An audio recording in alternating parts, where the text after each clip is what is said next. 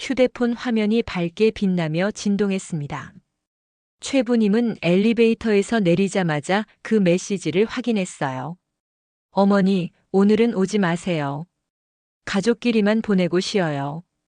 며느리 서미라가 보낸 문자였습니다. 부님의 손가락이 미세하게 떨렸죠. 이게 뭐라는 건지 도무지 이해할 수가 없었거든요. 송파구 신축 아파트 15층 복도는 공조기 소음만이 웅웅거리고 있었습니다. 부님은 문 앞에 서서 초인종을 누를까 말까 망설였어요. 안에서는 손자 윤희의 웃음소리가 들려왔거든요. 그 소리를 들으니 가슴이 더욱 답답해졌습니다. 오늘은 윤희가 받은 그림 대회 상장을 보러 오는 날이었는데 갑자기 오지 말라니요. 가족끼리만 보내고 싶다고. 부님은 중얼거렸습니다. 그럼 자신은 가족이 아니라는 뜻인가요? 42살 아들 도현을 낳고 기르며 평생을 살아온 자신이 8살 손자를 할머니라고 부르며 안기는 그 아이와 가족이 아니라는 건가요? 복도 끝에서 다른 집 문이 열리는 소리가 났습니다. 부님은 깜짝 놀라 고개를 돌렸어요. 혹시나 누군가 자신을 보고 있는 건 아닌지 걱정됐거든요. 아파트 복도에서 문 앞에 서성이는 늙은 여자의 모습이 얼마나 초라해 보일까 싶어서요. 초인종을 누르지 못하고 서 있던 부님에게 또 다른 메시지가 왔습니다. 이번에는 아들 도현이었어요. 엄마 미안해. 미라가 좀 예민해져 있어서. 다음에 보자. 예민하다는 게 무슨 뜻일까요? 시어머니를 만나는 게 그렇게 스트레스가 되는 일인가요? 부님은 가방 속에서 준비해온 선물을 꺼내봤습니다. 윤희가 좋아하는 붕어빵 10개들이가 든 종이봉지였어요. 경북 예안면에서 새벽 5시에 일어나 만든 것이었습니다. 반죽부터 직접 하고 팥도 삶아서 앙금을 만들었죠. 윤희가 할머니 붕어빵이 세상에서 제일 맛있어요 라고 말하던 모습이 떠올랐어요. 하지만 지금 그 붕어빵을 전해줄 방법이 없었습니다. 문은 닫혀 있고 초인종을 누르면 미라가 나올 텐데 그 차가운 시선을 마주할 용기가 나지 않았거든요. 부님은 결국 붕어빵 봉지를 문 앞에 살짝 놓고 돌아섰습니다. 엘리베이터를 기다리는 동안 눈물이 났어요. 67년을 살면서 이렇게 무력감을 느낀 적이 있었나 싶었습니다. 문은 잠겨 있었고 가족은 안에 있었고 자신은 바깥에 있었어요. 가족이라고 부르는 사람들로부터 거절당한 자신의 모습이 너무나 초라했습니다. 지하철을 타고 서울역으로 향하는 길, 부님은 창밖을 바라보며 생각했어요. 언제부터 이렇게 된 걸까요? 언제부터 자신이 이 가족에게 짐이 되었을까요? 미라와 처음 만났을 때는 그렇지 않았는데 말이에요. 오히려 미라가 어머니 같은 분을 모시고 싶었어요 라고 했던 말이 기억났습니다. 서울역에서 경북행 기차를 기다리며 부님은 휴대폰을 다시 꺼내봤어요. 혹시나 싶어서 확인했지만 추가 메시지는 없었습니다. 윤희에게라도 전화를 걸어볼까 했지만 그러면 더 문제가 될 것 같아서 참았어요. 기차 안에서 부님은 가방 속 또 다른 선물을 보았습니다. 윤희가 한복을 입고 찍은 사진을 액자에 넣어서 가져온 것이었어요. 추석 때 한옥 마당에서 찍은 사진인데 윤희가 할머니 집이 제일 예뻐요 라고 했던 그날의 기억이 선명했습니다. 그런데 지금은 그 집마저도 미라 눈에는 낡고 불편한 곳으로만 보이는 것 같았어요.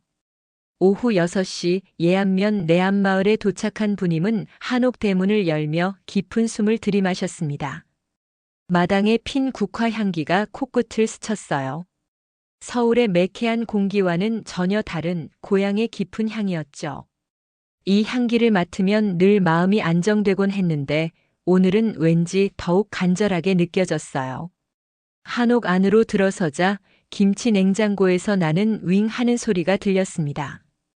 그리고 거실 한쪽 벽에 걸린 궤종시계의 똑딱똑딱 소리도요. 부님에게는 이 두 소리가 집의 심장 박동 같았어요. 냉장고는 음식을 보관해주고 시계는 시간을 알려주며 이 집이 살아 숨쉬고 있다는 걸 증명해주거든요. 신발을 벗고 마루에 올라서니 발바닥에 전해지는 나무의 온기가 반가웠습니다.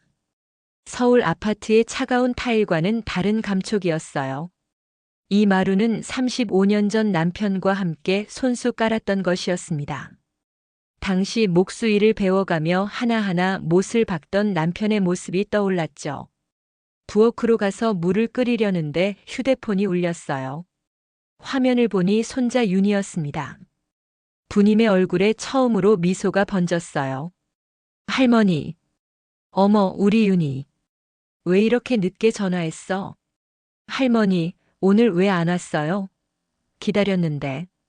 그 순간 부님의 가슴이 먹먹해졌습니다. 아이는 자신을 기다리고 있었구나. 미라가 보낸 문자는 아이와는 상관없는 어른들만의 일이었던 거죠. 할머니가 갑자기 일이 생겼단다. 미안해. 그럼 언제 와요? 상장 보여드리고 싶은데. 곧 갈게. 우리 윤희가 상 받았다며? 정말 자랑스러워. 네. 그런데 엄마가 바쁘대요. 할머니 오시면 피곤하다고. 아이의 순진한 말 속에 담긴 진실이 부님의 가슴을 찔렀어요. 미라는 아이에게까지 자신을 부담스러운 존재로 여기게 만들고 있었던 거예요. 괜찮단다. 할머니는 우리 윤희 보는 것만으로도 기운이 나거든. 전화를 끊고 난 후 부님은 마당으로 나갔습니다. 처마에서 떨어지는 빗방울이 장독대 뚜껑을 두드리고 있었어요. 그 소리를 들으며 부님은 과거를 떠올렸습니다. 도현이 어렸을 때 이 마당에서 함께 놀던 기억들이요. 아이가 넘어져 울면 이 마루에서 약을 발라주고 감기에 걸리면 아궁이에 불을 지펴 따뜻하게 해주던 날들 말이에요. 그때는 이 집이 가족의 중심이었습니다. 명절이 되면 친척들이 모두 모여들었고 부님은 큰 솥에 음식을 끓여 나누어 먹였어요. 안방에서는 어른들의 이야기가, 마루에서는 아이들의 웃음소리가 끊이지 않았죠. 하지만 언젠가부터 그런 풍경이 사라졌어요. 도현이 서울로 나가고 결혼을 하고 아이를 낳았지만 이 집을 찾는 빈도는 점점 줄어들었습니다. 특히 미라가 들어온 후로는 더욱 그랬어요. 부님은 거실로 들어가 괴종시계를 바라봤습니다. 오후 7시 20분을 가리키고 있었어요. 이 시계는 남편이 결혼 20주년 때 선물해 준 것이었습니다. 시간이 지나도 우리 사랑은 변하지 않는다는 의미로 선물했다고 했죠. 시계의 똑딱거리는 소리가 오늘따라 더 크게 들렸어요. 마치 부님의 심장 박동과 함께 뛰는 것처럼 느껴졌습니다. 이 소리를 들으며 부님은 깨달았어요. 이 집은 단순히 건물이 아니라 자신의 삶 그 자체라는 걸 말이에요. 김치 냉장고를 열어 오늘 아침에 담근 깍두기를 확인했습니다. 아직 덜 익어서 아삭한 맛이 좋을 것 같았어요. 윤희가 좋아하는 맛이었죠. 다음에 아이가 오면 꼭 먹여주고 싶었습니다. 그런데 다음이 언제일까요? 미라의 문자 메시지가 일회성이 아닐 수도 있다는 생각이 들었어요. 혹시 앞으로도 계속 이런 식으로 거절당하는 건 아닐까 싶어서 불안했습니다. 부님은 안방으로 가서 옷을 갈아입었어요. 서울에 갈 때 입었던 정장 대신 편안한 생활복으로요. 거울을 보니 하루 종일 긴장했던 얼굴이 조금은 편안해진 것 같았습니다. 역시 집이 주는 위안이 있었어요. 저녁을 간단히 차려 먹으며 부님은 오늘 일을 정리해 봤습니다. 분명 상처받은 일이었지만 그렇다고 포기할 수는 없었어요. 윤희는 여전히 자신을 할머니로 여기고 있고 도현도 마음 한편으로는 미안해하고 있을 테니까요. 밤이 깊어가며 빗소리가 더 세졌습니다. 처마에서 떨어지는 빗방울이 마당에 돌을 적시는 소리가 들렸어요. 부님은 그 소리를 들으며 잠자리에 들었습니다. 내일은 더 좋은 날이 될 거라는 희망을 품으면서요. 다음 날 오전 부님은 마당에서 국화꽃에 물을 주고 있었습니다. 가을 햇살이 따스하게 내리쬐는 평화로운 아침이었어요. 그런데 갑자기 휴대폰이 울렸습니다. 도현에게서 온 전화였죠. 부님은 반가운 마음에 서둘러 전화를 받았어요. 여보세요, 도현아. 엄마 안녕하세요. 어제는 정말 죄송했어요. 괜찮다. 그런 일도 있는 거지. 부님은 아들의 목소리에서 미안함이 느껴져서 마음이 조금 누그러졌습니다. 역시 내 아들이구나 싶었어요. 그런데 통화 중에 이상한 일이 벌어졌습니다. 엄마, 잠깐만요. 미라가 뭔가 말하려고 해요. 도현이 스피커폰으로 바꾼 모양이었어요. 그런데 실수로 음소거를 제대로 안 했나 봅니다. 미라와 도현이 나누는 대화가 그대로 들려왔거든요. 여보, 어머니한테 확실히 말해야 해. 우리 생활에 도움 안 된다고. 부님의 손이 멈췄습니다. 국화에 물을 주던 호스에서 물이 계속 흘러나왔지만 정작 부님은 그 소리를 들을 수가 없었어요. 그리고 그 한옥도 정리하시라고 해. 유지비만 얼마나 나가는데. 윤희 교육비 생각해야지. 미라야, 목소리 좀 낮춰. 뭐가 문제야? 사실대로 말하는 건데. 어머니는 우리한테 경제적으로 도움도 안 되고 오히려 신경 쓸 일만 늘려. 부님은 호스를 바닥에 떨어뜨렸습니다. 물이 사방으로 튀었지만 신경 쓸 겨를이 없었어요. 며느리의 말이 귓속으로 파고들었거든요. 그냥 요양원 알아보자. 그게 서로한테 좋아. 미라야, 그건 너무 뭐가 너무해. 현실적으로 생각해봐. 어머니 나이도 있으시고 혼자 사시기 위험하잖아. 부님은 휴대폰을 귀에서 떼었습니다. 더 이상 들을 수가 없었어요. 손이 너무 떨려서 전화를 끊을 수도 없었습니다. 그냥 멍하니 서 있을 뿐이었죠. 엄마 계세요? 도현의 목소리가 들렸어요. 아마 대화가 들렸다는 걸 깨달은 모양이었습니다. 있다. 엄마, 방금 그건 괜찮다. 끊자. 부님은 서둘러 전화를 끊었습니다. 그리고 장독대에 주저앉았어요. 다리에 힘이 풀려서 서 있을 수가 없었거든요. 우리 생활에 도움 안 된다. 그 말이 계속 귓속에서 맴돌았습니다. 정말 그런 걸까요? 자신이 이 가족에게 짐만 되는 존재일까요? 부님은 자신의 삶을 되돌아봤어요. 평생 남을 위해 살아왔다고 생각했는데 정작 그 남들은 자신을 그렇게 여기고 있었던 거군요. 특히 며느리에게는 아예 필요 없는 존재였던 거죠. 요양원이라는 말도 충격이었습니다. 아직 건강하고 혼자서도 충분히 생활할 수 있는데 벌써 그런 곳을 생각하고 있다니요. 그것도 본인과 상의 없이 말이에요. 마당의 국화꽃들이 눈에 들어왔습니다. 어제까지만 해도 아름답게 보였던 꽃들이 오늘은 시들어 보였어요. 아니, 꽃이 시든 게 아니라 자신의 마음이 시든 거겠죠. 부님은 천천히 일어나서 집 안으로 들어갔습니다. 거실의 괴종시계가 여전히 똑딱거리고 있었어요. 하지만 오늘은 그 소리가 심장 박동이 아니라 카운트다운처럼 들렸습니다. 이 집에서 보낼 수 있는 시간이 얼마 남지 않았다는 걸 알려주는 것 같았어요. 부엌으로 가서 차를 우려 마셨습니다. 따뜻한 차가 목으로 넘어가면서 조금은 진정이 되었어요. 그러면서 생각해 봤습니다. 정말 자신이 도움이 안 되는 존재일까요? 아니었습니다. 윤희에게는 분명 의미 있는 할머니였어요. 아이가 자신을 찾는 모습, 할머니 집에 오고 싶어 하는 모습을 보면 알 수 있었죠. 그리고 도현에게도 여전히 어머니였습니다.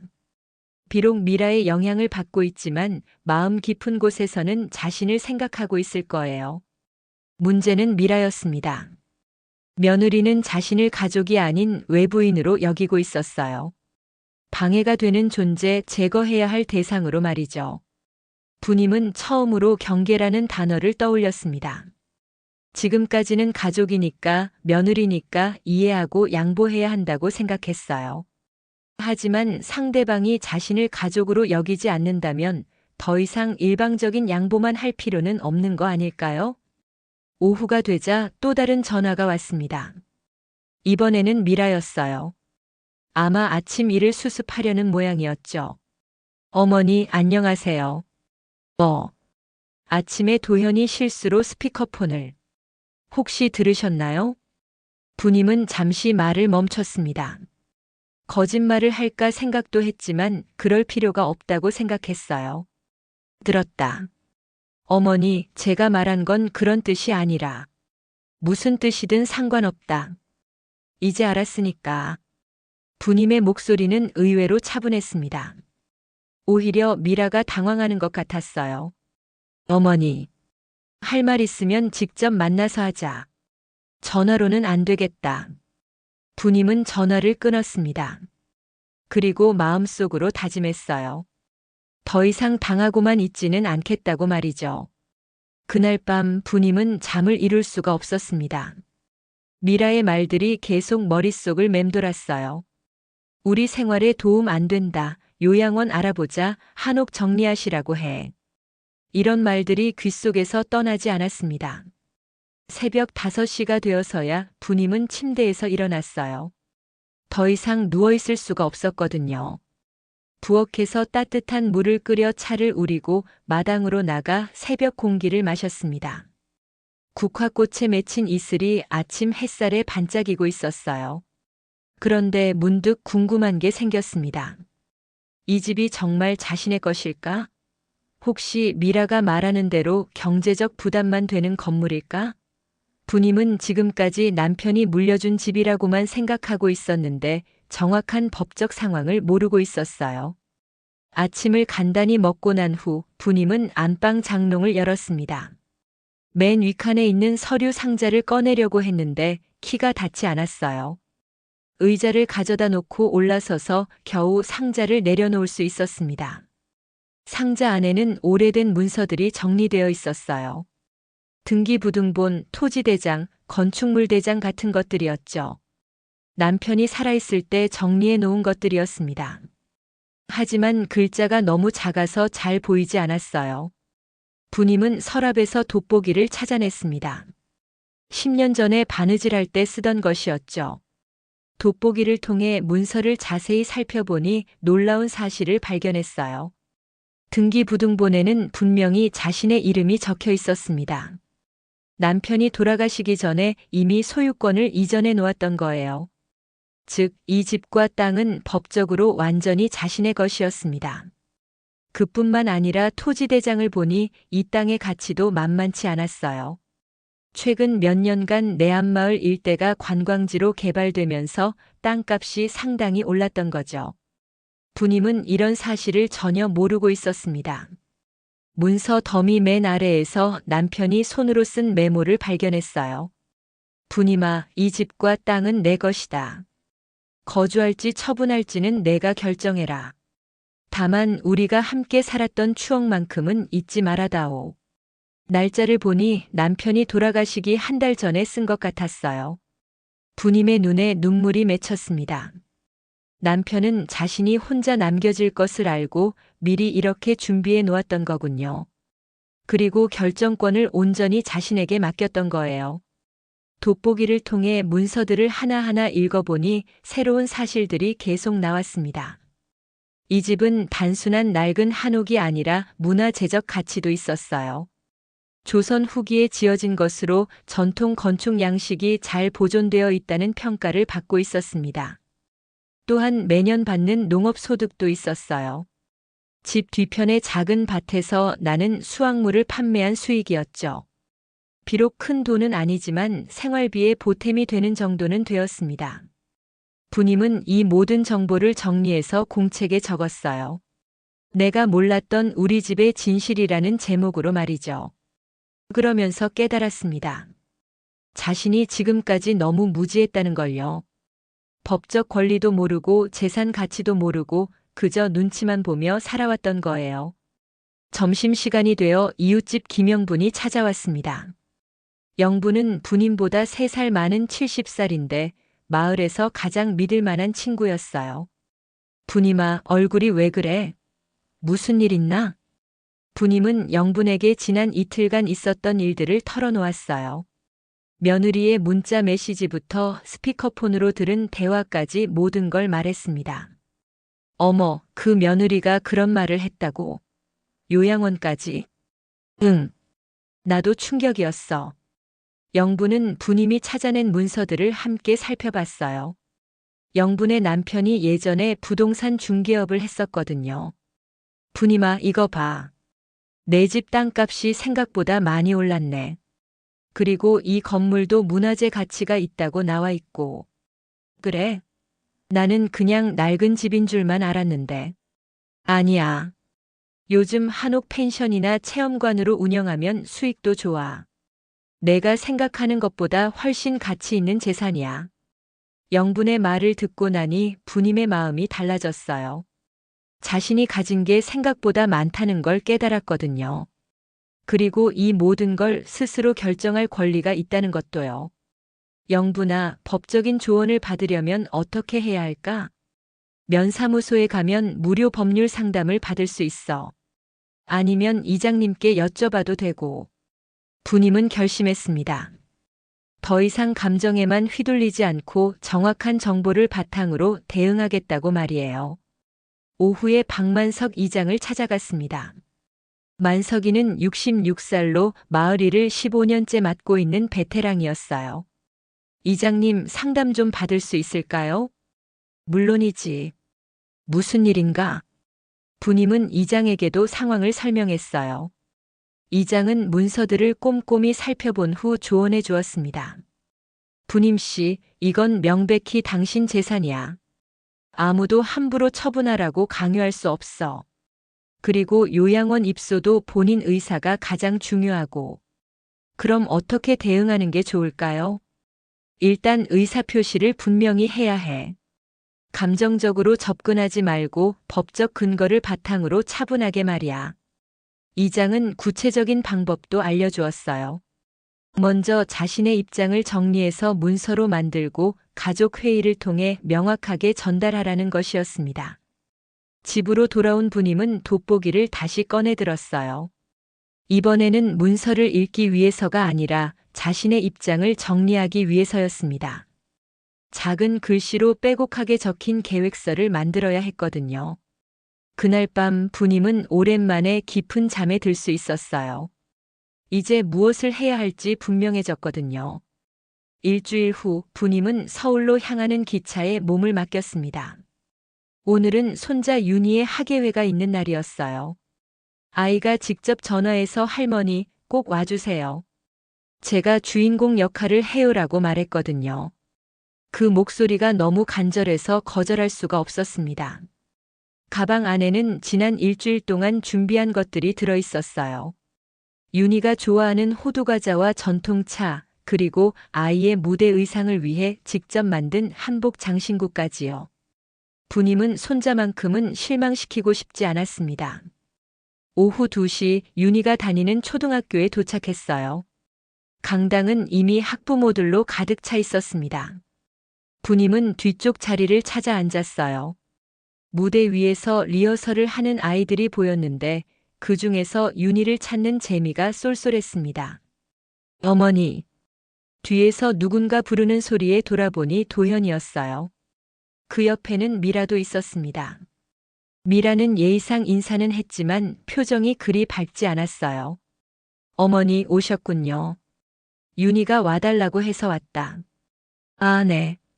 도현의 목소리에는 미안함이 섞여 있었어요. 지난주 스피커폰 사건 때문에 여전히 어색한 기류가 흘렀습니다.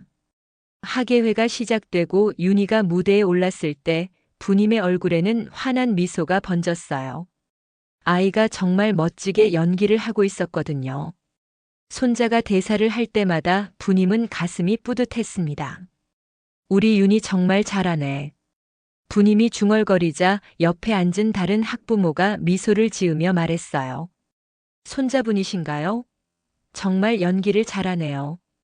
네, 자랑스러워요. 그런데 학예회가 끝나고 나서 문제가 생겼습니다.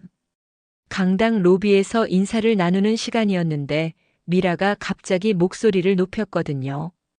어머님, 잠깐 이야기 좀 할까요? 여기서? 부님은 주변을 둘러봤어요. 다른 학부모들과 친척들이 모두 듣고 있는 상황이었습니다. 네, 여기서요. 어차피 가족 일인데 숨길 것도 없잖아요. 미라의 목소리는 의외로 당당했어요. 마치 자신이 정당한 일을 하고 있다는 듯한 어조였습니다. 어머님, 이제 정말 결정하셔야 할 것 같아요. 그 낡은 집 정리하시는 거 말이에요. 주변이 조용해졌습니다. 사람들이 하나둘씩 이쪽을 바라보기 시작했어요. 부님은 당황스러웠지만 최대한 침착하려고 노력했습니다. 갑자기 무슨 말인가? 갑자기가 아니에요. 윤희 교육 생각해 보세요. 할머니가 그런 시골집에 혼자 사시면 아이가 걱정되잖아요. 미라는 마치 부님을 걱정하는 효부인 것처럼 연기하고 있었어요. 하지만 그 말 속에 담긴 진짜 의도는 달랐습니다. 아이 교육에 방해예요. 친구들이 너희 할머니는 왜 그런 낡은 집에 사냐고 물어보면 윤희가 뭐라고 대답해야 하겠어요? 이 말을 들은 순간 부님의 얼굴이 창백해졌어요. 자신의 집이, 자신의 삶이 손자에게 부끄러운 것이라는 말이었거든요. 그리고 어머님 나이도 생각해 보세요. 67살인데 혼자 그런 큰 집에서 사시기에는 너무 위험해요. 주변에서 웅성거리는 소리가 들렸어요. 그래, 맞는 말이야. 며느리가 어른을 생각해서 하는 말이네 같은 소리들이었습니다. 부님은 말문이 막혔어요. 이렇게 많은 사람들 앞에서 공개적으로 모욕을 당할 줄은 몰랐거든요. 게다가 미라는 자신을 걱정하는 척하면서 교묘하게 체면을 깎아내리고 있었습니다. 윤희 친구 엄마들도 다 알고 계세요. 어머님이 그 집 때문에 얼마나 고생하시는지. 이건 거짓말이었어요. 부님은 집 때문에 고생한 적이 없었거든요. 오히려 그 집이 자신에게는 위안이었는데 미라는 완전히 다르게 포장하고 있었습니다. 그러니까 어머님 오늘 약속해 주세요. 아이 앞에서 말이에요. 그 집 곧 정리하시겠다고. 미라가 윤희를 앞으로 불렀어요. 아이는 무슨 일인지 모르는 채 할머니 앞에 섰습니다. 윤아, 할머니한테 말씀드려. 그 집 정리하고 서울 가까운 곳으로 이사 오시라고. 엄마, 그게 뭔 말이에요? 윤희도 상황을 이해하지 못하고 있었어요. 아이에게는 할머니 집이 세상에서 가장 좋은 곳이었거든요. 부님은 손자를 바라봤습니다. 아이의 순수한 눈빛이 자신을 바라보고 있었어요. 그 순간 부님은 깨달았습니다. 이건 단순한 가족 갈등이 아니라 자신의 존재 자체를 부정하는 일이라는 걸요. 아이 앞이라면 더 지켜야 할 건 약속이 아니라 어른의 선이야. 부님이 처음으로 입을 열었어요. 목소리는 떨렸지만 의지는 확고했습니다. 무슨 말씀이세요? 내가 어디에 살든 어떻게 살든 그건 내 선택이야. 아이 앞에서 거짓 약속을 강요하는 건 교육이 아니라 폭력이야. 주변이 다시 조용해졌어요. 이번에는 부님의 말에 귀를 기울이는 분위기였습니다. 도현은 계속 고개를 숙이고 있었어요. 어머니와 아내 사이에서 어떻게 해야 할지 모르는 모습이었습니다. 그 모습을 본 부님은 더욱 서글펐어요. 미라는 예상치 못한 반박에 당황한 듯 보였지만 금세 다른 방법을 찾았어요. 어머님, 지금 제가 어머님을 위해서 하는 말인데 왜 그렇게 나오세요? 내일은 내가 알아서 한다. 더 이상 이런 이야기 하지 말자. 부님은 윤희의 손을 잡았어요. 아이만큼은 이 불편한 상황에서 벗어나게 해주고 싶었습니다. 윤아, 할머니가 학예회 선물 가져왔다. 나중에 보자. 그리고 부님은 강당을 나섰어요. 뒤에서 미라가 뭔가 말하는 소리가 들렸지만 돌아보지 않았습니다. 더 이상 참을 수가 없었거든요. 지하철역으로 향하는 길, 부님은 눈물을 참으려고 애썼어요. 하지만 이미 볼을 타고 눈물이 흘러내리고 있었습니다. 오늘의 일은 단순한 갈등을 넘어서 공개적인 굴욕이었어요. 저녁 9시 부님은 예안면 집에 도착했습니다.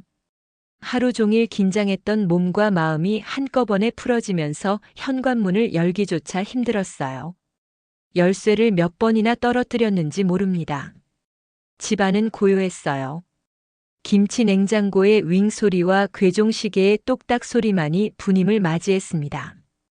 평소라면 반가웠을 이 소리들이 오늘은 왠지 외로워 들렸어요.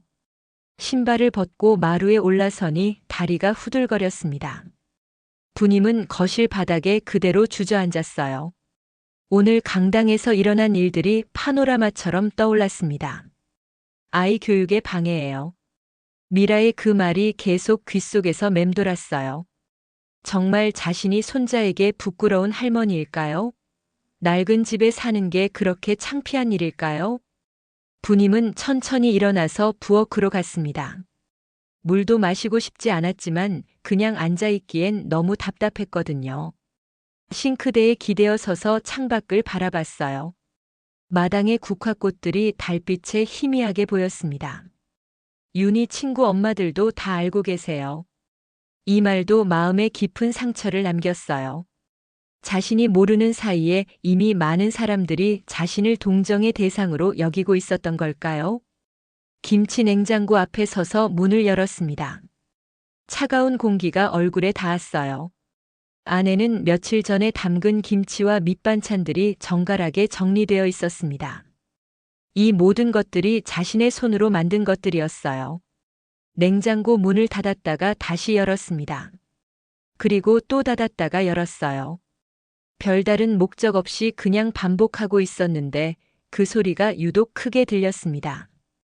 투둑 윙, 투둑 윙. 마치 자신의 심장 소리 같았어요. 거실로 돌아와 궤종 시계를 바라봤습니다. 밤 10시 30분을 가리키고 있었어요. 똑딱거리는 소리가 평소보다 빠르게 느껴졌습니다. 아니면 자신의 심장 박동이 빨라진 걸까요? 부님은 소파에 앉아 오늘을 정리해 봤어요. 윤희의 학예회는 정말 좋았습니다. 손자가 무대에서 빛나는 모습을 보니 할머니로서 얼마나 뿌듯했는지 몰라요. 하지만 그 후에 일어난 일들이 모든 기쁨을 앗아갔습니다. 집을 지키면 가족을 잃고 집을 내놓으면 나를 잃는다. 이런 생각이 머릿속을 떠나지 않았어요. 정말 둘 중 하나를 선택해야 하는 걸까요? 가족과 자신의 정체성 사이에서 말이에요. 휴대폰이 울렸습니다. 도현에게서 온 문자였어요. 엄마, 오늘 일은 정말 죄송합니다. 미라도 어머니를 걱정해서 그런 거예요. 이해해 주세요. 부님은 문자를 읽고 또 읽었습니다. 아들은 여전히 상황을 제대로 파악하지 못하고 있었어요. 아내를 두둔하느라 어머니의 마음은 헤아리지 못하고 있었습니다. 답장을 써야 할까 생각해봤지만 뭐라고 써야 할지 모르겠더라고요. 괜찮다고 하기에는 너무 상처받았고 화가 난다고 하기에는 아들이 불쌍했어요. 부엌으로 다시 가서 따뜻한 차를 우렸습니다. 손에 든 찻잔이 살짝 떨리는 게 느껴졌어요. 아직 마음이 진정되지 않았나 봅니다. 차를 마시면서 창밖을 다시 바라봤어요. 이 집에서 바라보는 마당, 그 너머의 산, 별이 총총한 하늘. 이 모든 것이 자신에게는 소중한 풍경이었습니다. 하지만 미라에게는 그저 낡고 불편한 시골일 뿐이었겠죠. 부님은 안방으로 가서 옷을 갈아입었어요. 오늘 서울에 갈 때 입었던 옷에는 강당의 냄새와 그날의 기억이 밴 것 같았거든요. 편안한 잠옷으로 갈아입으니 조금은 마음이 누그러졌어요. 침대에 누워 천장을 바라봤습니다. 이 방은 남편과 함께 40년 가까이 잠들었던 곳이에요. 남편이 살아있을 때는 이런 고민을 할 필요가 없었죠. 누군가 자신의 편이 되어주는 사람이 있었으니까요. 거주할지 처분할지는 내가 결정해라. 남편이 남긴 메모가 떠올랐어요. 남편은 자신에게 선택권을 주었는데 며느리는 그 선택권을 빼앗으려 하고 있었습니다. 밤이 깊어갈수록 집은 더욱 조용해졌어요. 가끔 바람에 처마가 흔들리는 소리, 마당의 나무가 바스락거리는 소리가 들렸습니다.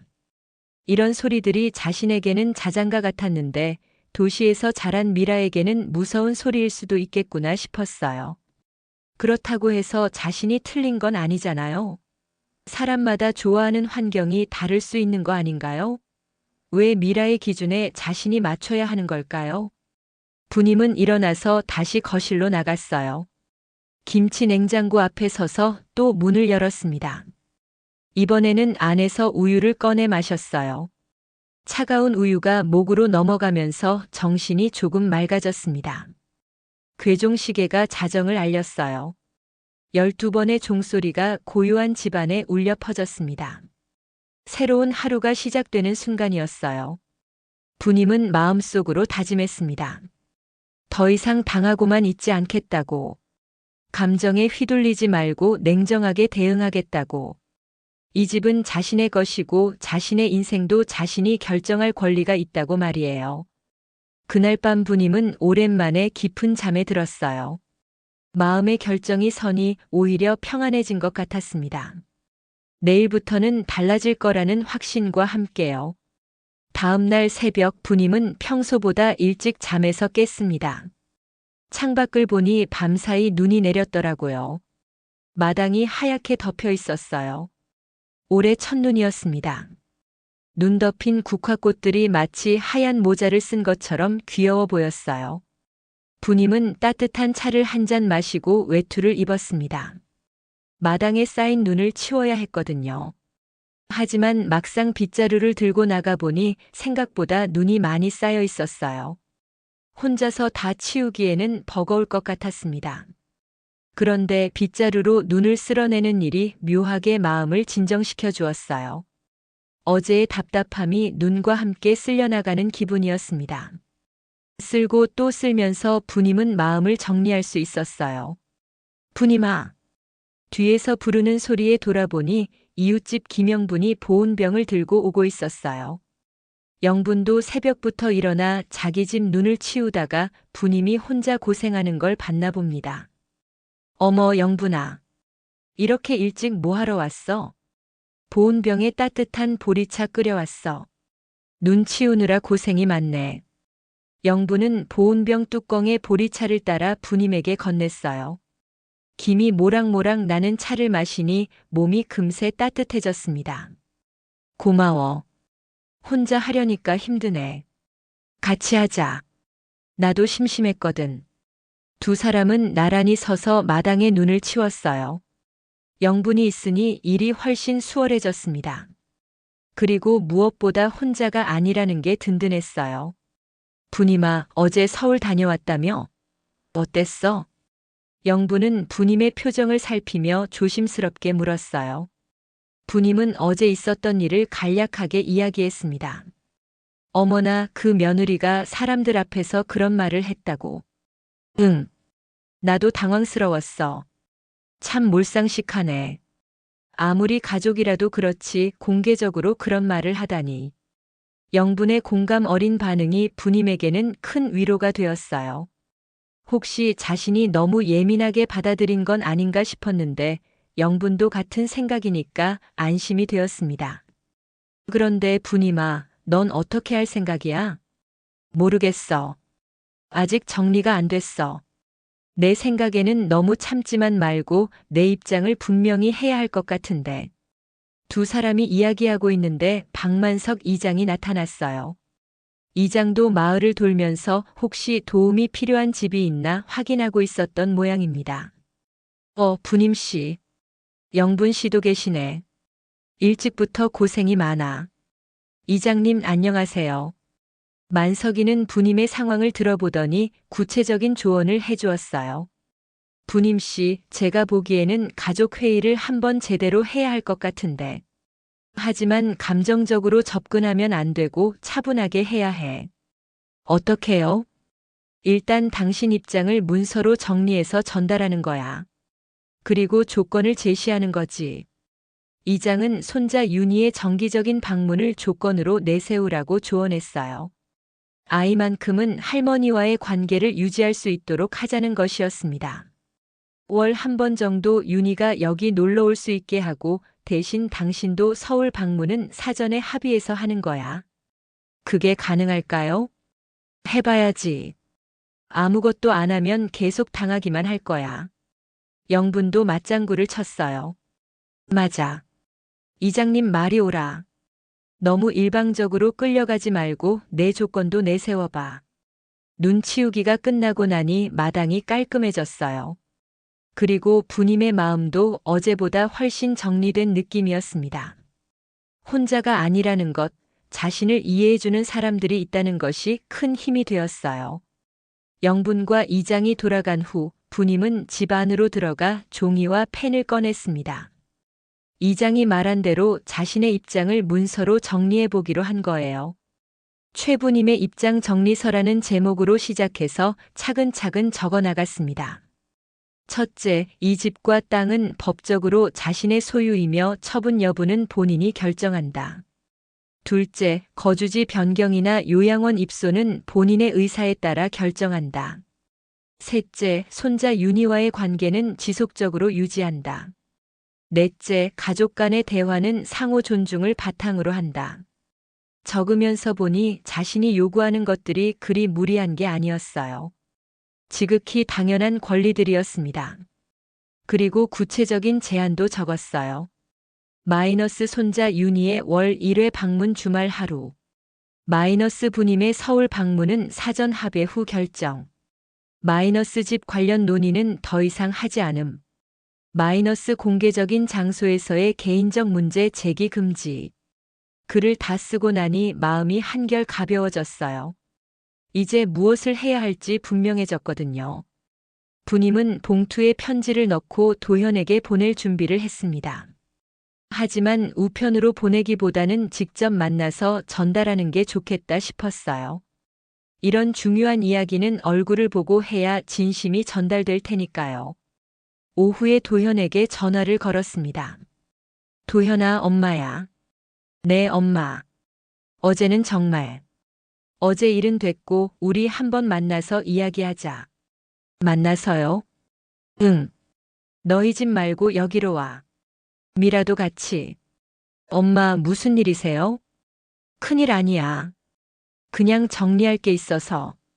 부님의 목소리는 어제와 달리 차분하고 단호했어요. 도현도 그 변화를 느꼈는지 더 이상 묻지 않고 약속을 잡았습니다. 이번 주말에 갈게요. 전화를 끊고 나서 부님은 마당을 다시 바라봤어요. 눈이 치워진 깔끔한 마당, 그 위로 떨어지는 오후 햇살이 아름다웠습니다. 이 풍경을 포기할 수는 없었어요. 하지만 가족도 포기할 수는 없었습니다. 그렇다면 새로운 방식의 관계를 만들어야겠죠. 서로의 경계를 인정하면서도 소중한 것들은 지키는 방법을 찾아야 했어요. 토요일 오후 2시 도현과 미라가 예안면 집에 도착했습니다. 부님은 일부러 툇마루에 방석을 깔고 차 준비를 해놓았어요. 집안이 아닌 바깥에서 이야기하고 싶었거든요. 툇마루는 안도박도 아닌 경계의 공간이니까 오늘 나눌 대화에 적합하다고 생각했습니다. 어머니, 안녕하세요. 도현이 어색하게 인사했어요. 미라는 의무적으로 고개만 숙였습니다. 두 사람 모두 긴장한 기색이 역력했어요. 앉아라. 차 준비했다. 부님은 미리 우려둔 따뜻한 차를 세 잔에 따라 내놓았습니다. 김이 모락모락 나는 차 향기가 고즈넉한 오후 공기와 어우러졌어요. 엄마, 무슨 이야기를 하려고. 급하게 굴지 말고 차부터 마셔. 부님의 목소리는 평소보다 침착했어요. 지난 일주일 동안 마음의 준비를 철저히 했거든요. 더 이상 감정에 휘둘리지 않겠다고 다짐했던 것이 효과를 보고 있었습니다. 세 사람은 잠시 말없이 차를 마셨어요. 마당에서는 바람에 흔들리는 나뭇가지 소리만 들렸습니다. 평화로운 풍경이었지만 공기는 팽팽했어요. 자, 이제 이야기해보자. 부님은 미리 준비한 서류 봉투를 꺼냈습니다. 일주일 전에 정리했던 등기부등본과 함께 자신이 쓴 입장 정리서도 들어있었어요. 이거부터 봐라. 도현이 봉투를 받아 내용물을 확인했어요. 등기부등본을 보더니 놀란 표정을 지었습니다. 엄마, 이 집이 엄마 명의로 되어 있네요. 그래. 너희 아버지가 돌아가시기 전에 이미 내 이름으로 해놨어. 미라도 서류를 들여다봤어요. 그리고 토지 가격 평가서를 보더니 눈이 커졌습니다. 어머님, 이 땅값이 내가 생각했던 것보다 많이 올랐더라. 부님은 담담하게 말했어요. 사실 자신도 최근에 알게 된 사실이었지만 마치 오래전부터 알고 있었던 것처럼 행동했습니다. 그리고 이것도 읽어봐. 부님이 건넨 종이에는 자신의 입장과 앞으로의 계획이 정리되어 있었어요. 도현은 글을 읽으면서 점점 심각한 표정이 되었습니다. 엄마가 이런 걸 다 생각해 두셨구나. 당연하지. 내일인데. 미라는 서류들을 다 본 후 입술을 꽉 다물었어요. 자신이 생각했던 것과 상황이 완전히 달랐거든요. 부님을 무력한 노인으로만 여겼는데 실제로는 상당한 재산을 가진 독립적인 사람이었던 거죠. 어머님, 저희가 오해한 부분이 있었나 봅니다. 미라가 조심스럽게 말했어요.